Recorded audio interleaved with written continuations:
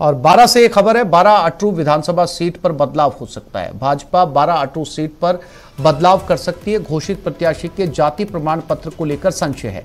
मध्य प्रदेश मूल की सारिका सिंह चौहान एमपी में ओबीसी कैटेगरी में है और प्रदेश में एससी परिवार में होने से बीजेपी ने एससी सीट पर टिकट दिया। फिर से उम्मीदवार चयन को लेकर मंथन चल रहा है।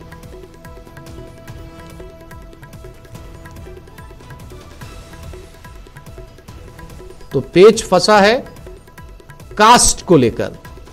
जिस सीट पर टिकट दिया गया है, सारिका सिंह के बारे में बताया जा रहा है, मध्य प्रदेश से हैं। मध्य प्रदेश में वो ओबीसी में आती हैं, वहां पर वो चौहान है और यहां पर एससी में दाखिल किया गया पर्चा। अब देखना ये होगा, नए उम्मीदवार की तलाश भी की जा रही है। भाजपा अटरू सीट पर यह बदलाव कर सकती है। प्रत्याशी के जाति प्रमाण पत्र को लेकर यह संशय बना हुआ है।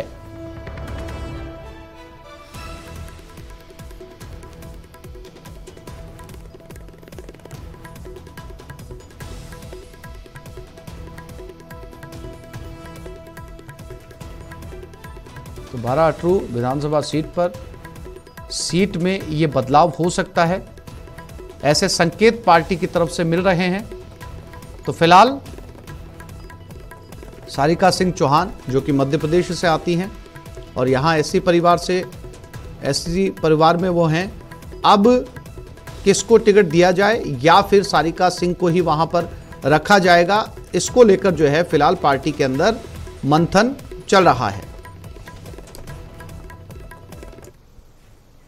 उदयपुर की वल्लभनगर विधानसभा से भाजपा द्वारा आरएलपी छोड़कर पार्टी में आए उदयलाल डांगी को टिकट दे दिया गया है। ऐसे दबी जुबान में विरोध के स्वर सुनाई दे रहे हैं, लेकिन प्रमुख दावेदार के रूप में हिम्मत सिंह झाला का एक बयान काफी वायरल हो रहा है। इसमें हिम्मत सिंह झाला भाजपा के कई बड़े नेताओं द्वारा प्रदेश अध्यक्ष सीपी जोशी के वर्चस्व को कम करने के प्रयास करने के आरोप लगा रहे हैं। हिम्मत सिंह झाला अपने भाषण में किसी नेता का नाम तो नहीं ले रहे, लेकिन उनके बयान से साफ है कि गुटबाजी में बटी बीजेपी के कुछ आला नेताओं को निशाने पर ले रहे हैं।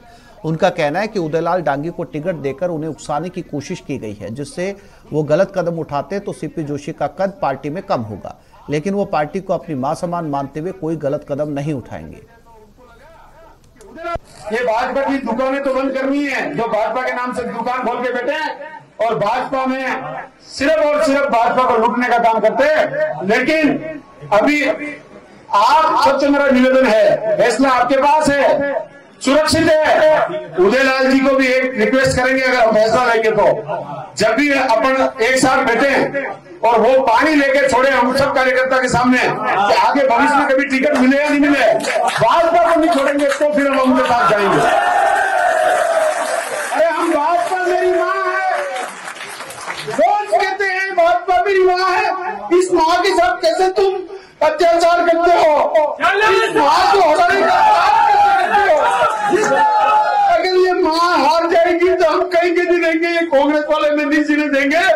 आप सबसे मेरा हाथ जोड़ के निवेदन है, उदयलाल जी को भी ये बात बोलना और सब कार्यकर्ता को ये बात बोलना कि भाजपा को जीतने के लिए भाजपा के लिए ये सब काम करे, क्योंकि मैं तो वापिस चला जाऊंगा जहाँ आया हुआ, लेकिन ये भाजपा वल्लभनगर में नहीं जीती अगर तो ये दुष्ट लोग, ये अत्याचारी लोग और ये रावण में बैठे लोग कभी नहीं जाएंगे। ये भाजपा एक हो, भाजपा के लिए एक हो जाओ मेरे कार्यकर्ता बंधुओं, भाजपा के लिए एक हो जाओ।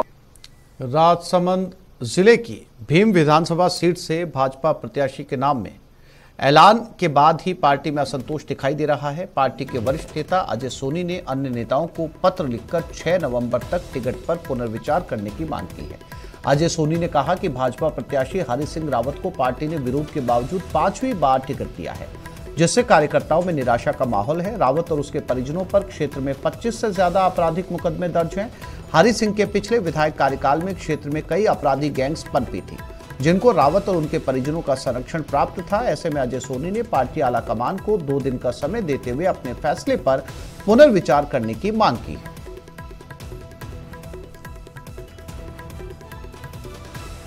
केंद्रीय गृह मंत्री अमित शाह आज एक दिवसीय दौरे पर श्योपुर आ रहे हैं। उनके साथ में नागरिक उड्डयन मंत्री ज्योतिरादित्य सिंधिया और केंद्रीय कृषि मंत्री नरेंद्र सिंह तोमर भी श्योपुर पहुंचेंगे।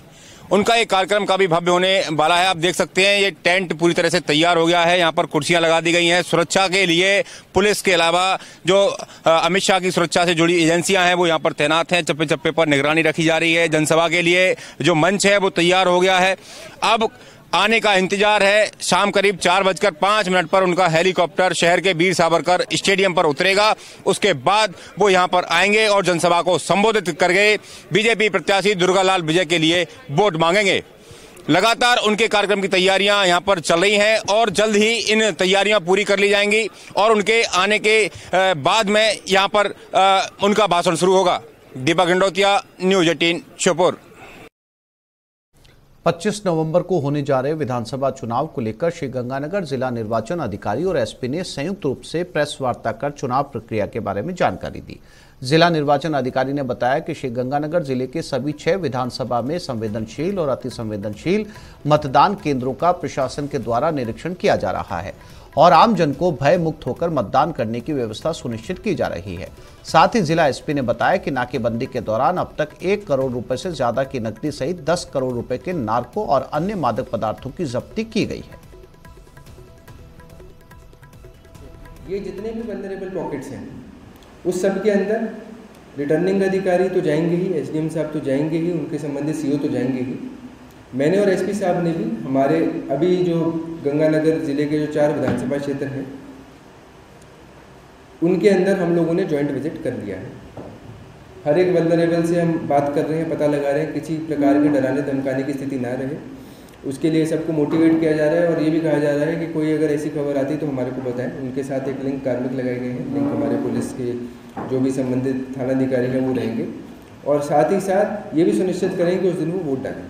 तो वो प्रक्रिया अब और जब से हमारे नोटिफिकेशन हुआ है उसे और बढ़ा दी गई है और एसएसटी टीम्स जो हैं वो फील्ड में लगाई गई हैं। इसके साथ साथ हमारी जो बीएसएफ की कंपनियां हैं जो हमें सीपीएमएफ के रूप में अलॉट हुई उनको भी हमने इसमें